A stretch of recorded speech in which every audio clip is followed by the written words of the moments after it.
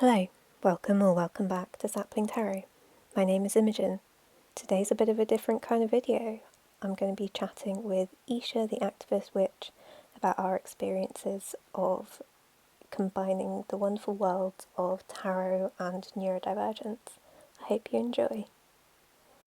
Would you like to introduce yourself? Absolutely. I go by Ysha here. My channel and my Instagram are under Activist Witch. My pronouns are she, they, and I am a fat, queer, autistic witch of color immigrant to Wales. And what I do online is trying to bring witchcraft and activism together. So I do educational videos with the excuse of something that starts from witchcraft, and then we're going to talk about why white supremacy is wrong, those kind of things. But there's also a lot of I'm trying to get better at bringing them together in the same thing, like witchcraft and activism. At the moment, I think that my content is mainly activism with a bit of an excuse of witchcraft, or purely related to witchcraft.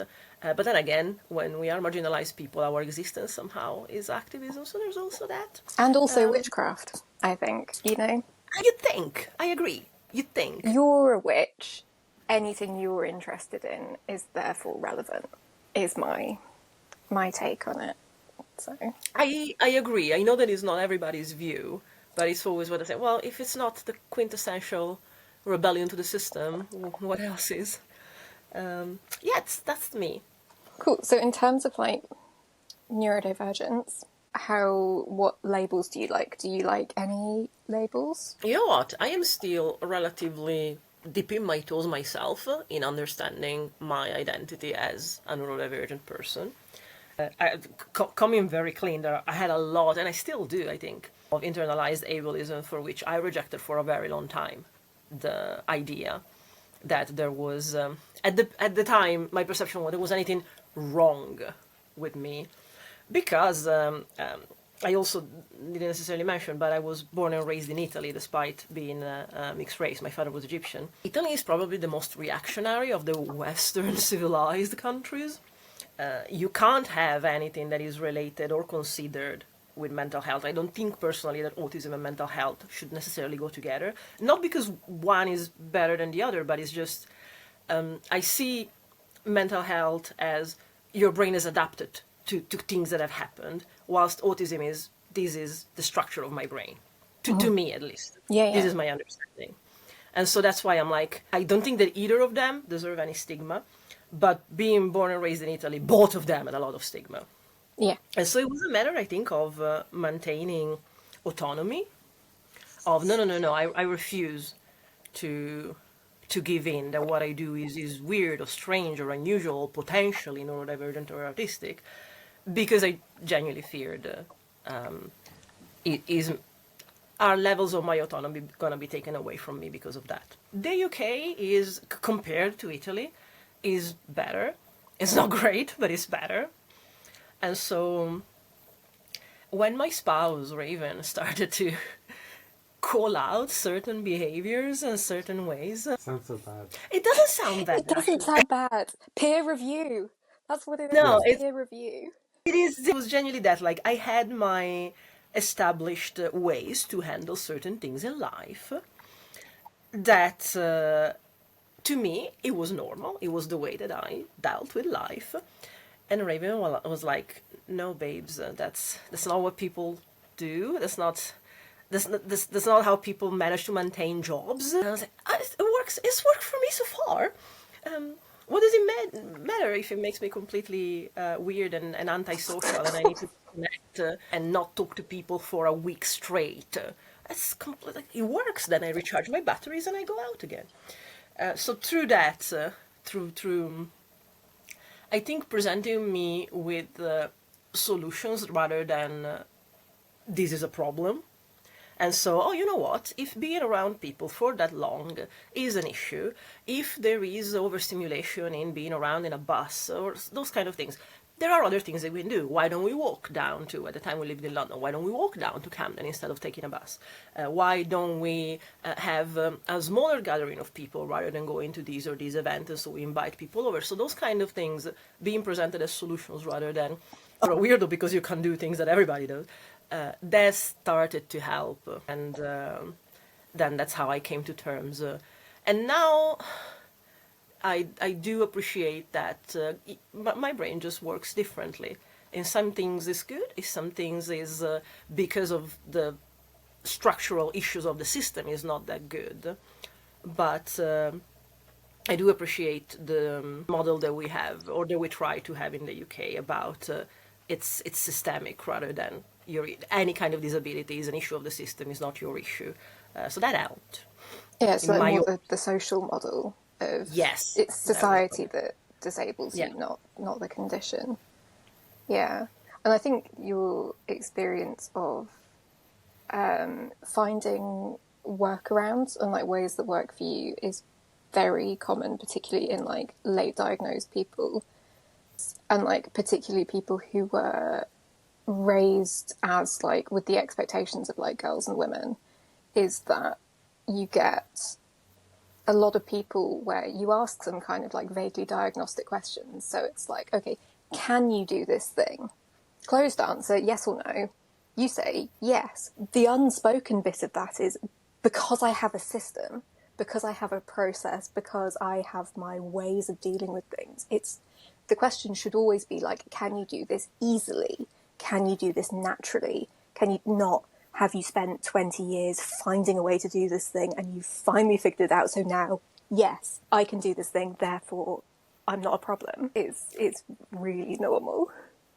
It is an incredible issue. Like, I've sat through half of my partner's autism assessment here in Wales. I think that genuinely they have, at least here, they haven't developed a different kind of diagnostic that differs from children that are brought there. Yeah, no. So it was very bizarre, like the lack of understanding of, yes, I found a way to do these things because I'm 30. If I didn't, I wouldn't have got this old. Yeah. It's just, it just seems very bizarre to me that that's not addressed. But yes. We wonder what it would have been like if you came in when you were 18 instead of going to therapy. Yes, something that Raven was told at the assessment, because in the end they assessed, no, you're not autistic because you adapted and you have methods to do things, so you can be around people. It's not You nice. un-autismed yourself. Yes, you're You found a unautistic. cure. Yeah, and their comment to that was like, oh, we wondered what it would have been like if you had come here before you turned 18, and so before you went to therapy to find coping mechanism, which gave me a lot of doubts. That's actually one of the reasons why I'm going now through the process of the full diagnostic. In Wales is like split in two parts. And I think within 6 weeks I'm gonna have my full appointment where it's like you spend a day there where you are massacred with stuff that is designed to upset you. Like, I genuinely believe that their take is you need to have a meltdown. That's what's going to prove to us that your brain short circuits, which I do not look forward to in the least.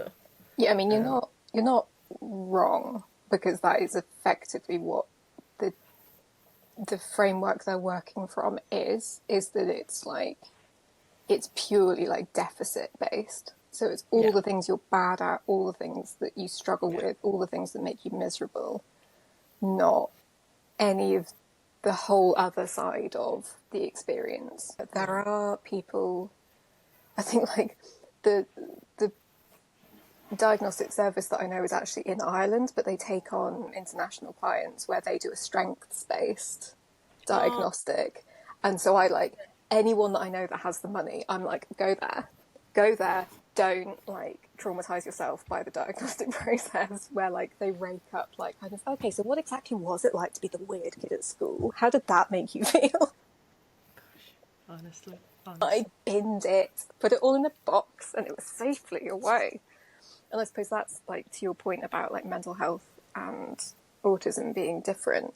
I suppose that's where the water gets a bit muddy, because it's like, show me an untraumatized autistic person that lives in this. Very true.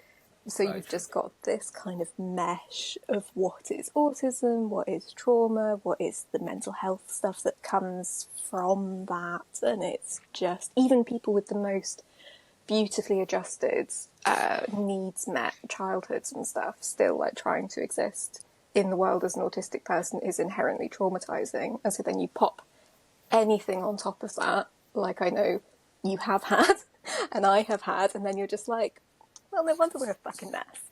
I say that as myself. I'm not saying you're a fucking mess. This is, No, I get it. Yeah.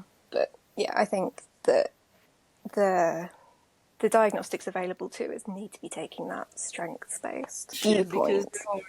Because it is a matter of approaching things differently, and different doesn't have to be good or bad. It's just different. Okay. So, which came first? You realizing that you might be neurodivergent or tarot? That's a loaded question. So I say that I have two phases with tarot.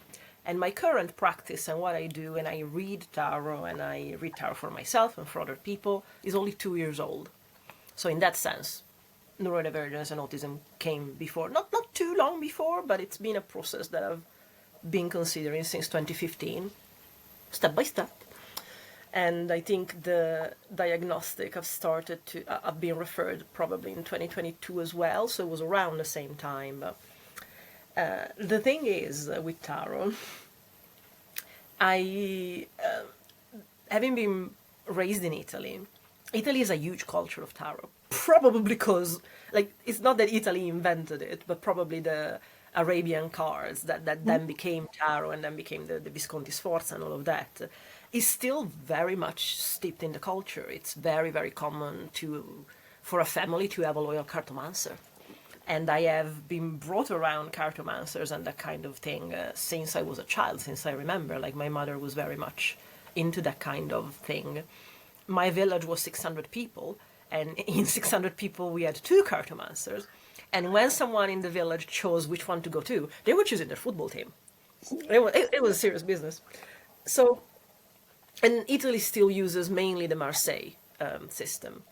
So something that I noticed when I started to then do tarot in this incarnation was that because I'm UK based, the main system that I went to and the main thing that I heard about was the Rider-Waite-Smith, so I went to that.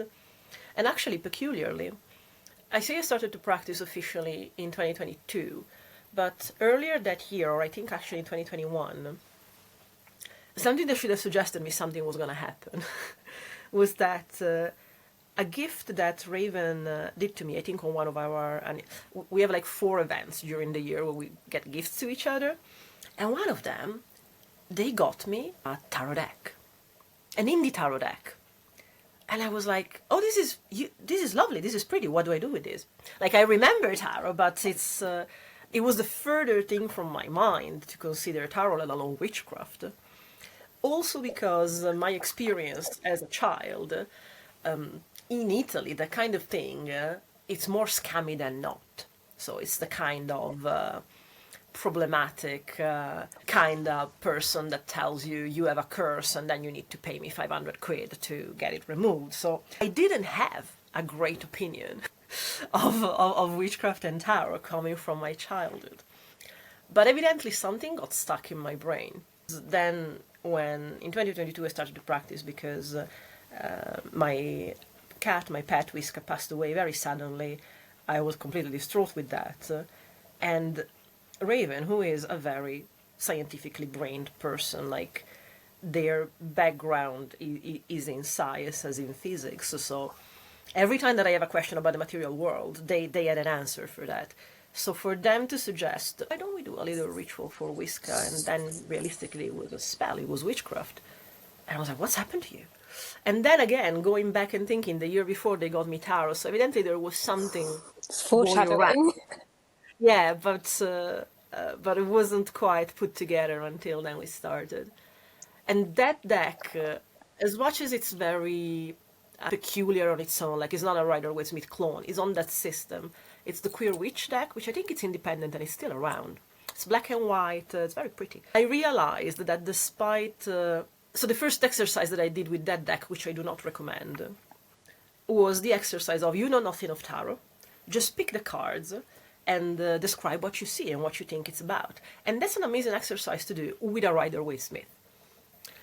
Or a clone, or a very close clone.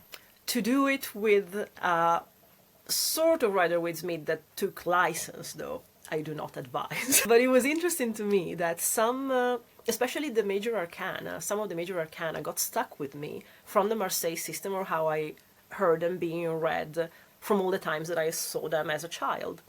And so there are ways in which I look at the Fool, the Magician, and the Hanged Man specifically, that are a bit different, a bit more cynical, a bit, I don't know why. Like the Marseille, maybe the Marseille or Italy specifically are much more cynical and negative.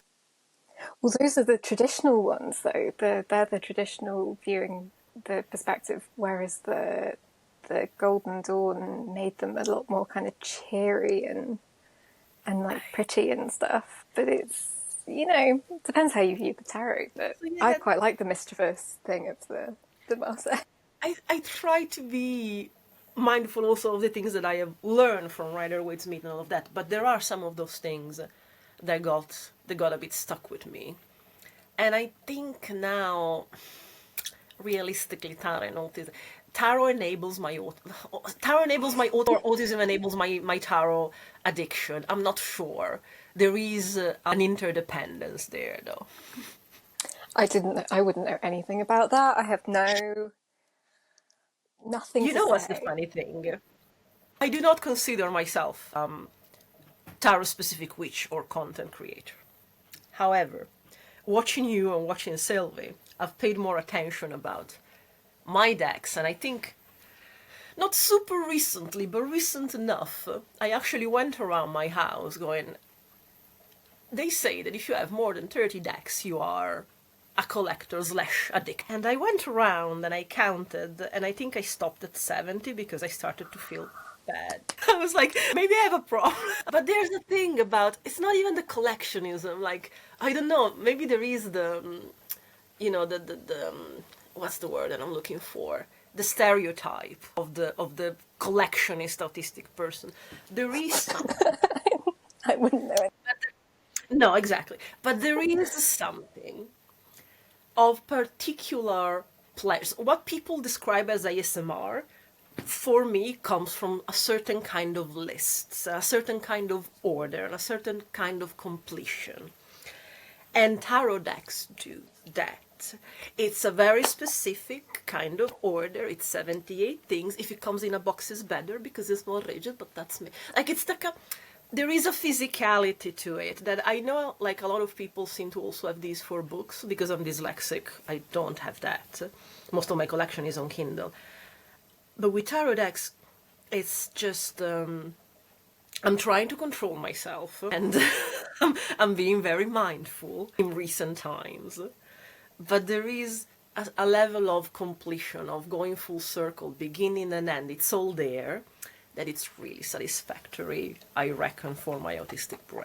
Yeah, and that, in a nutshell, is why we're here. It's those particular things that I was just like, there is so much to talk about. So, like the Venn diagram of kind of neurodivergent people at large, but like, and you know, I don't use your neurodivergent as like a gentle way to say autistic. I do, you know, neurodivergence is a massive thing. Yeah. But like, fuck me, the amount of autistic people in this community, I love it. I found my people. It's so good. Again, I don't know. It's a chicken and egg situation. Does autism make you interested in tarot, or you've got interested in tarot because really there was something there, that it's neurodivergence studies and.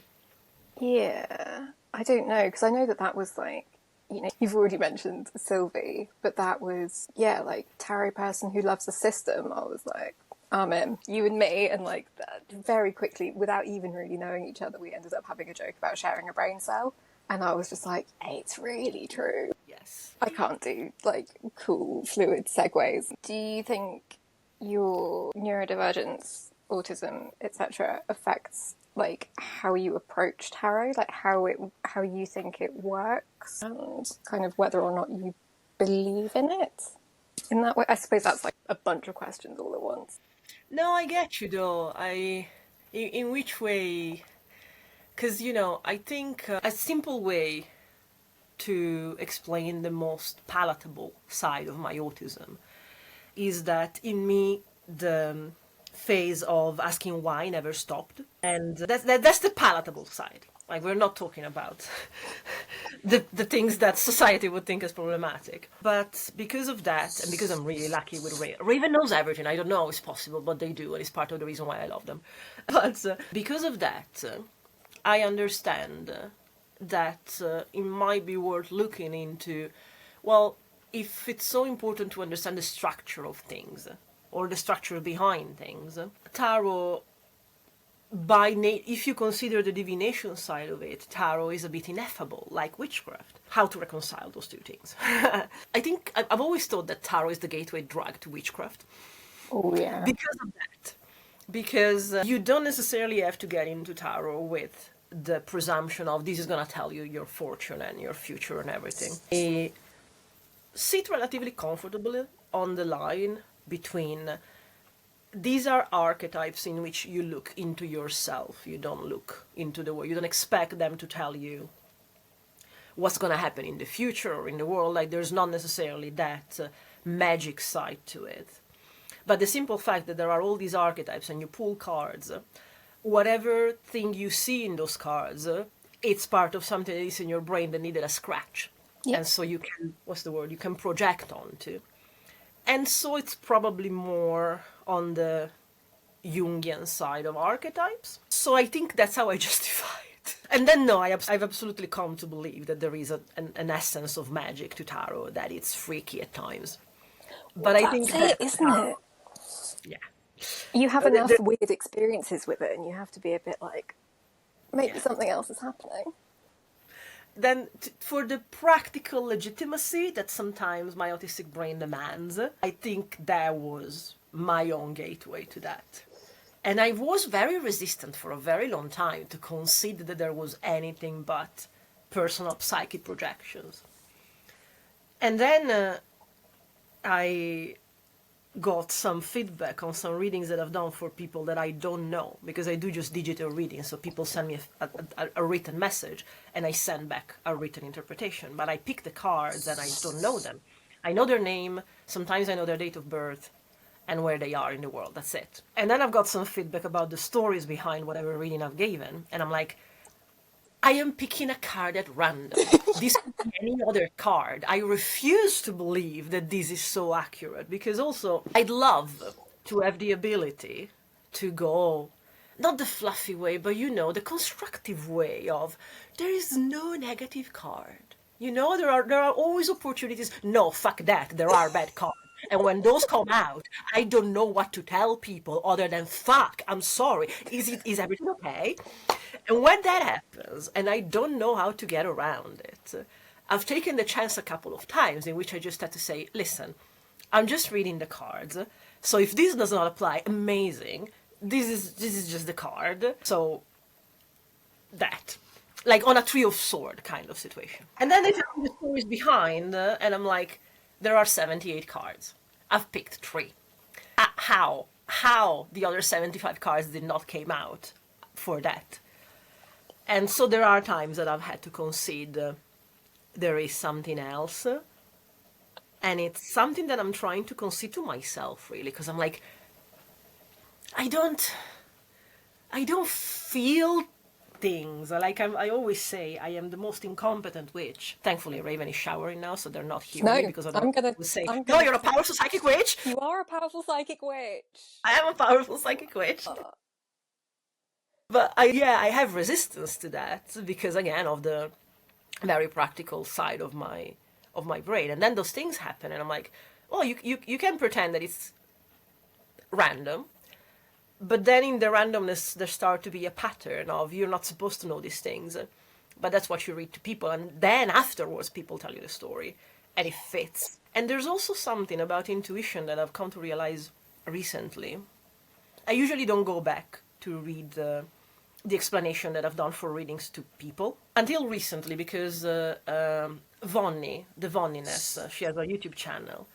She made a review of reading that she had with me. That was the most freaky thing that has ever happened to me. And something that surprised me after I saw that video was going back to read it and was like, oh, wait a second. there was, I think she mentions the cards, so I can mention them as well from that. And a card that I pulled was the King of Wands. And I read the explanation that I gave for the King of Wands there, and I was like, I don't read the King of Wands like this usually. If I was pulling out the King of Wands now, these are not the things that I would say. What came to me in that reading, not knowing this person saying those things, and then they fit. So, because that is supposedly all happening within my brain, I don't know. But it's something that I've had to look at the very least, and I'm like, I can't tell you why I said that. Evidently, at the moment, it seemed the most plausible thing. Does it make sense with my own system of tarot of I just pull a card and what would I describe to that card? No, it doesn't. Why did I do it? I don't know. I've had that happen. It's so weird. And you're just like, and it's just something I need to take at face value. And you're like, no, that's fucking amazing. Oh, that's so good. And I think it is, like, wouldn't it be lovely if we didn't ever need any kind of external validation for any of our skills?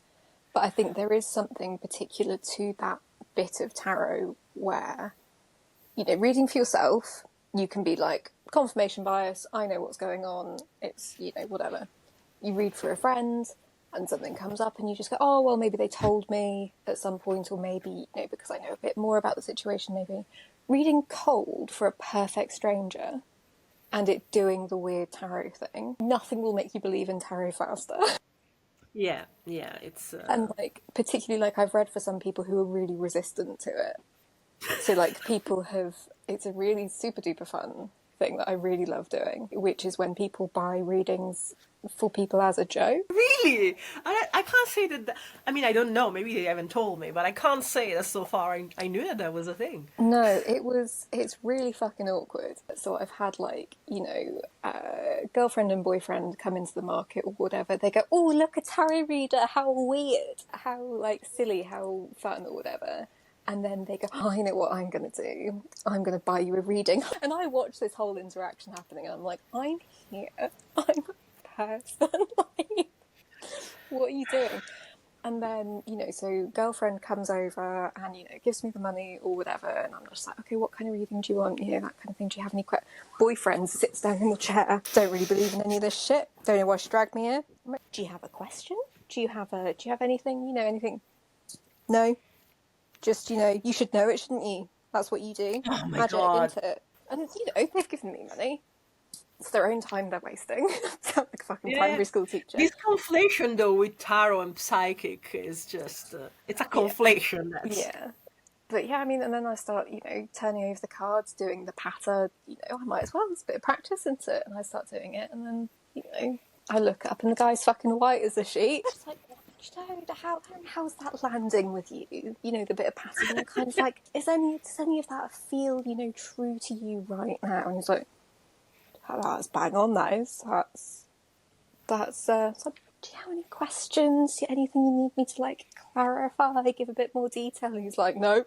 Right. Exit out of the market. Kinda, yeah. But yeah, so, like, that level of resistance, and so, like, yeah, you know, he had no desire to meet me in any way, like, part way. Yeah. So, like, you go, like, okay, so something's happening here. Because, like you say, you know, there's 78 cards. Those 78 cards mean different things. You know, I can't force the cards to fit a narrative, particularly if you're using, like, a Smith-Waite deck, because the pictures are bloody on it. You know, I can't be telling you that a Three of Swords is like sunshine and kittens, because there's, exactly, you know, some brutal imagery on it. You know, I can't make that nice. I can make it more neutral, but I can't make it nice. And so, yeah. Kudos to that, because I think my three most fearful cards are, if I pull them out for someone else, are the Three of Swords, the Ten of Swords, and the Tower. I don't know how to turn them around. The Tower actually is the one that I can turn around the most, still being bad.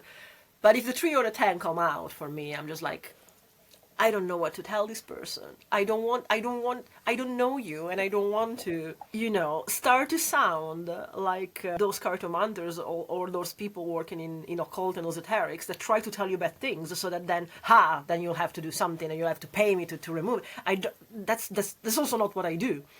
Yeah. But every time that I have a bad card and I have to read that, I'm like, what's the best, most soft and neutral thing that I can say? Because how do you soften heartbreak? Yeah. How do you soften betrayal? Yeah, I mean, certainly for the Ten of Swords, it's my birth card. It's my birth decan. Hilarious. My neutral to positive spin on Oh that. yeah, because you're Gemini. Yeah. Because I'm the 7. Yeah, so I'm the end of Gemini season. I'm the end of Aquarius. Yeah. So, yeah. So my thing is always that, like, that's it. That's done. Like, that's... True. At the very least, we are at the end. Yeah, you're at 10. It literally cannot get any worse at this point. Yeah. And also the innate kind of drama in it of it's kind of taking the piss, like it's the definition of overkill. One sword would have done it. 10 swords is a bit much, isn't it, babe? Like, that's, are you sure? Are you sure? Yeah. And like the swords being thought, so it's just like, I think not, you're making a mountain out of a molehill, but like,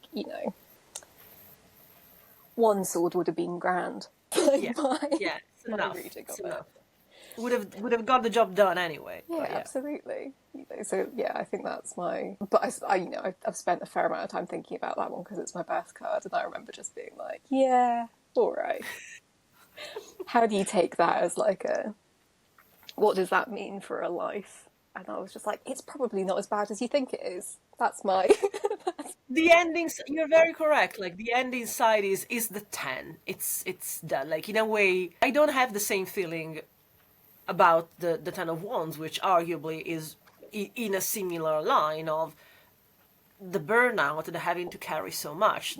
But the good side of that, you're very right. I always think about, yeah, but that's it. That's the last push. You've done it.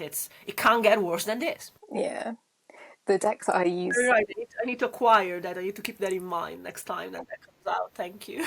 Oh, I mean, it comes up a fair bit at markets, and the deck that I use has none of the kind... It doesn't have, like, the dawn breaking in the back. It's just a really fucking metal card. It's like someone's been pushed overboard. They're trying to get back in a boat and someone's cut their fingers off. And so I've really had to lean into, like, the drama of it. Like, she's a drama queen. This card. Fair enough. What deck do you use for markets? Sorry?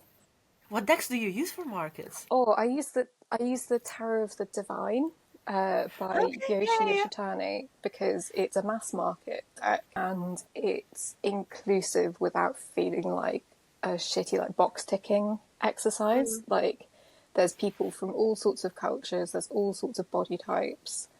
There's like it's based on folklore, myths and legends as well, so if I ever stumble then I can just tell them the story. Fair. And so that helps. But yeah, also it's not very expensive and the cardstock is quite... It's a little bit kind of plasticky, but not in a way that is a bad sensory experience. Oh, nice. So it just it's quite resilient for throwing around. Although I did try to use it in the rain in the summer and it didn't love that because it was just like, I'm still paper. Yeah, fair. But yeah, I mean, I suppose the sensory, you were talking about the autistic kind of special interest collection thing and the sensory experience of it. Do you think that is like a big thing for you? Oh yeah. Yeah. My mind went immediately to the best and worst kind of deck that I have for that. The best sensory experience for me, so I have two versions of the Ethereal Visions, the Art Nouveau inspired one, which I have a thing for. And the Luna version is a bit more inclusive, but the moment that you mention it's not the Tarot of the Divine is not an exercise ticking boxes. The Luna, it's clearly that. But I am starved. There is no Art Nouveau representation, so if you give me that, I'll take it. I guess that's what we do. Totally fair. It's also actually the only deck that I have seen.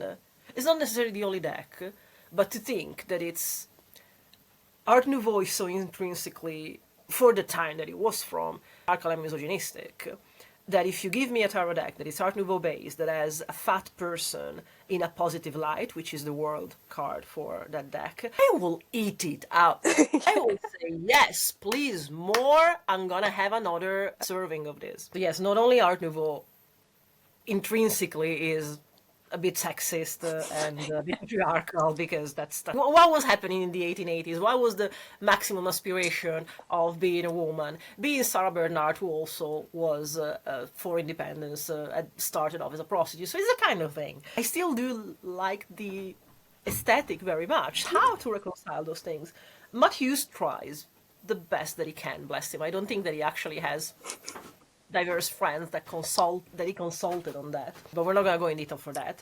But he gave me this, and I will always be grateful for this, because making the world as a fat femme person that looks graceful, that looks elegant, that's not something that I've seen happening before.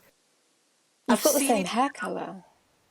Yeah, it's just so fucking beautiful. Lovely. I've seen it since, like the Noble Moon Tarot has fat femme people as well, and they are in a positive light. But then there are decks like the Rosebud Tarot that have this vision of, no, fatness is going to be the Four of Pentacles and the Four of Cups. And you're like, really? Are we going to be that lazy? The irony. But going back being to, like, yeah. Going back to why I love this, it's because it has the foil. If you go with the nail, you can feel sort of the little step. Nice. And it's so satisfying. You're probably the only person that is going to understand this. Oh, no, I'm right there with you. It's really nice. That's really nice. Yeah. It's really nice. It's really nice. Oh, here, when it has actually the little steps one after the other. Yeah. Yeah. So that's a nice thing to me. It's like those decks that have, what do you call it, like spot gloss? So where it's not coloured, but it's just slightly kind of shiny in like tiny little pockets. And so then you get the different textures and like... Yes. I will have some of that, yes, please. thank you. Yes, Yeah, several servings of the nice textures, please, and Yeah. links. Oh, God, it's so good. It's not the... Okay, stock-wise it is the worst for me, but I love the deck. So I have a very conflicting experience with it. Because it's the Fifth Spirit Tarot by Charlie Claire Burgess. People have feelings about Hay House cardstock. And it's just paper. And it's actually, I've done live tarot readings just once before. Thankfully also to your advice. And when that happened, I think it was back in April or March or something like that. And I used the Fifth Spirit because I was doing it at a queer night. So I was like, good shout. My siblings will eat this up, rightfully. And I had a pint of Diet Coke next to me that, being cold, dripped. So a couple of those water drops, because I was putting the deck on the side when I wasn't doing a reading, got to the deck. And I cannot express in words how, when I got the deck up, after putting it there, and I shuffled it, and I felt that the borders of one of the cards were half opening. But I still had to read because I had a person in front of me, so I still had to shuffle, I still had to do it. And I was like, this is not happening.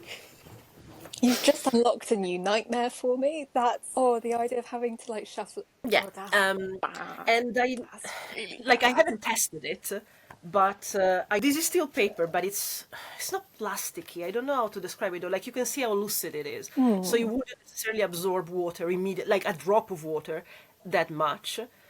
Because the Fifth Spirit is just paper, it immediately went to it. To the point that I had to get another deck after that night of the Fifth Spirit. What? So by all means, you're not supposed to mix tarot with water, by all means. But that was a drop that like dropped from the pint. Yeah, like I thought you were going to say that the pint went over it or something, and I'd be like, no. It was just the, like a drip of water. condensation that went. Yeah. No, that's not reasonable. Yeah, so there's those are my best and worst in cardstock. The reasons why. Yeah. Oh, well, I mean, I'm going to have to add that to the questions to ask other people because, sensory preferences. But yeah, fuck me. That's... Going back to the representation card, Raven was rightfully suggesting to me my birth cards my birth triptych of cards, because it is very accurate of the person that I am. It's very true. So specifically, my birth card is the Emperor, and my hidden factors are therefore Death and the Fool. And boy, oh boy, if that's an hidden factor. Wow. Not so much the Fool, because like I think my enthusiasm and naivety very much shine through, even though they probably have come out later in my life, probably after my Saturn return. But that is still something like notoriously, and I take it very literally, because there's no point in like trying to figure out this change or rebirth, because at that I've had to become very good, like reinvention and that kind of thing. That's no bother. The concept of ultimate change of that still like I'm still in therapy for. And the Emperor side goes to, I don't know. I don't know how much of it is my autism and how much is just the way that I had to grow up. That sort of managerial, like, understanding of the world. Like, not only I like to make lists and all of that, but I can break down beginning to end what needs to be done for something, and I can, but very rarely will delegate it to others. So that sense of hands-on control, that it's a bit like the shadow, the I don't like shadow, but the other side, the not so positive side of the Emperor, the sort of control freak. Yes. So I have to concede to that. But I also have a lot of connection to the card that it's of my sun sign, which is the star for Aquarius. Because I've always had that kind of blind belief that things will get better. And that's literally the carrot on a stick that has led as far as I have. And that sense of carrot on a stick, but I haven't seen it yet, but things can get better, surely. And that's, I think the star out of the deck is, to this day, my favorite card because of that. So I do understand that my bird cards kind of do describe me to a T. It's a bit offensive, actually, the way that they are reading me fulfilled. But also that side of the Aquarian blind to a level, stupid levels of hope. I don't know if it's Aquarian in general. I imagine that it is, because the star is the significator of Aquarius. But I do have that. Like the star is the carrot on a stick. I know that there can be hope. Is it going to come or not? That's completely different. Like can of worms to open, but the potential that 1 in a million chances could go well, I will focus on that, and that's why I like the star. Oh, that's so good. Like the balance of like the Emperor and the star together. I think like that really that feels very, because there's that enthusiasm and kind of whimsy that comes with the star, and then coming up against the more stable thing of I like that. I really like that. I think the credit that I give to the Emperor is that like, whereas the star is more of a life outlook, the Emperor is let's manage the day. If it makes sense. Yeah, definitely. So on a day-to-day basis, like, I do need the practicality of getting into my routines. I wake up, I go to the bathroom, I feed the cats, I do my dishes. I have usually you or Sylvie in the background when I do the dishes, because it's my chore and I don't like to do it, but at least and then the coffee needs to be done in a certain way, and that's my Emperor tagging boxes all the time. But then when I have the outlook of will this I don't know, will this artist commission work, will this like propel my art into something, like the bigger sense of even the discussion that I did about gravestones recently, about what will stay, what will remain, that is more star related, of this what good do we leave, if we leave anything beyond the day-to-day. I understand that it's bizarre. No. Like, the moment that I say it, I understand that one doesn't expect those two things to be associated in any way. No, I mean, it makes total sense to me. Like, absolutely. Like, it rings very true to my experience of autistic life in particular, of that, the thing that keeps you going and the thing that keeps you doing I suppose it's the motivation and then also kind of the driving force. So the thing that is the doing of the routines, and then the why. And the why is because Yeah. things can get better. And, Yeah. you know, we keep doing the thing because there will be something better and there will be something good, and we need to be ready for when the good thing happens. Yeah. And yeah, so Very I much. think they work together really well. I really like that. I have funny feelings around the Emperor card, as I'm sure lots of people Oh, do, but same. but I really like that. I That's finding really out cool. that it was my birth card forced me, pretty much like you mentioned about the Ten of Swords for you, like forced me to, okay, let's look at this, because if I don't like it that much, don't I like it that much exactly because there are bad sides of it that I see myself in, and so that's why I don't like it?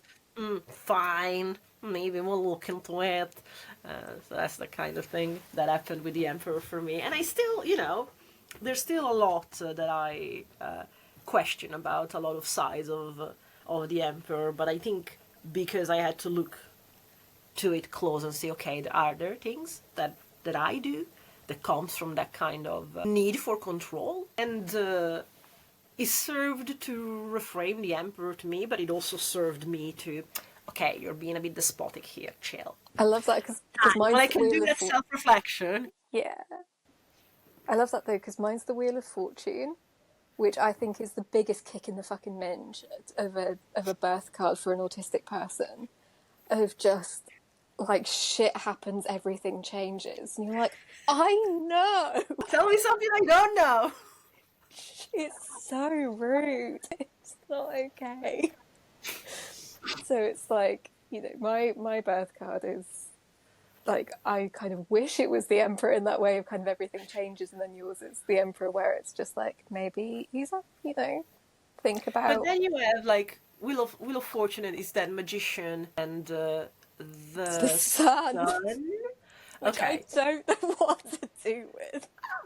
Well, I'd say the side of the magician then is more like the practicality, like without being as despotic, but it's the practicality of it. But then I you've would got, you say know, that. the Marseille thing of the like trickster energy. It's a bit of sleight of hand. Yeah, because listen, They're a it's because menace. Italian culture cannot help looking themselves over the shoulder. Yeah. So I genuinely believe that all the bad stuff.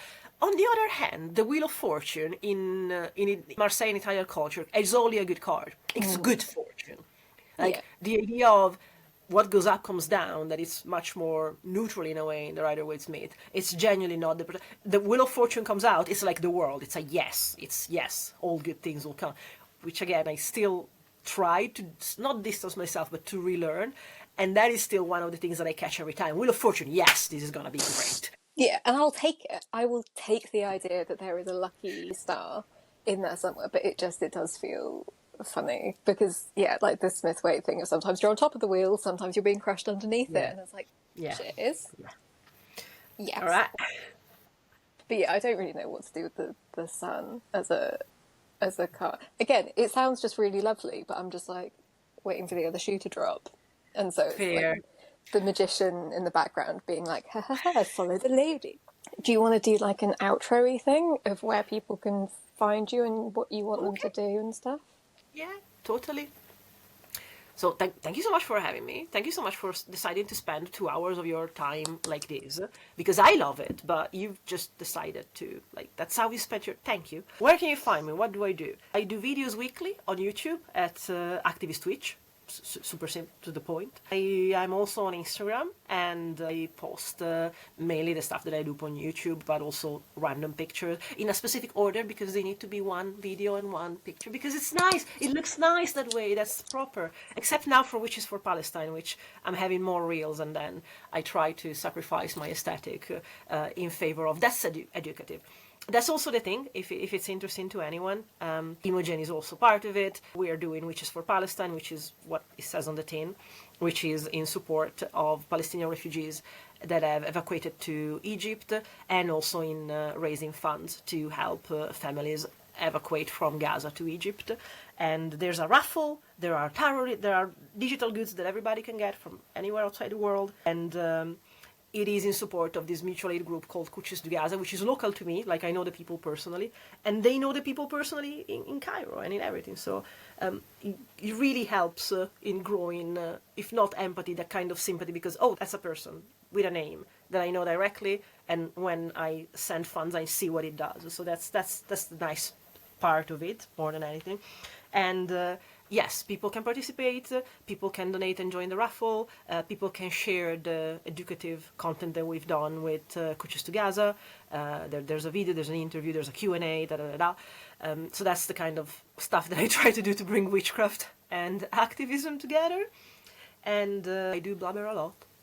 That's also part of the thing. You also do tarot readings, and you have a tarot store. I also do tarot readings on my Ko-fi, and I have a tarot store on Ko-fi, and I do low-income readings. Yes, I do low-income readings from £5 because I know that I couldn't afford a tarot reading if there wasn't a low income. So anybody who pays the full price to subsidize those, that seems only fair. And I also have an Etsy shop for the UK where I basically ask independent artist, can I carry your deck in the UK? And sometimes I get told yes. And so I had the Millennial Tarot, I had the Moon Baby, which is now sold out, but the Moon Baby edition 3 is coming, I discovered. So I can't wait. I really want I can't wait for that. So that's me. That's what I do. You're amazing. That's what you are. I'm very grateful that you spent your afternoon with me. This has been a real treat. Anytime. And that's it. Thank you so much to Ysha for talking with me. We had a wonderful 2.5 hour chat that was really difficult to edit down to this 1 hour video. Everything will be linked below in terms of how you can get hold of Ysha and see their content and everything that we chatted about today. If you enjoyed this, you could give it a like. You could even consider subscribing. Thank you again for watching and or listening. I hope you're taking really good care of yourself, and I will catch you in the next one. Bye.